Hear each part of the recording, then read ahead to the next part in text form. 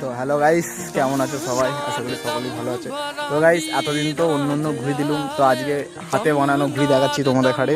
এই যে আজকের এটা হচ্ছে হাতে বানানো ঘুড়ি, দেখতে পারো। তারাও তোমাদের ঘাড়ে ভালো করে দেখাই।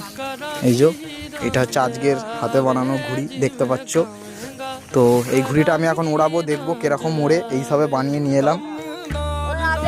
হ্যালো গাইস, দেখতেই পাচ্ছ আমাদের এখানে বড় খিলাড়ি এখন ঘড়ি ওড়াচ্ছে। দেখুন ওর ঘড়ি ওড়াচ্ছে। কোথাকার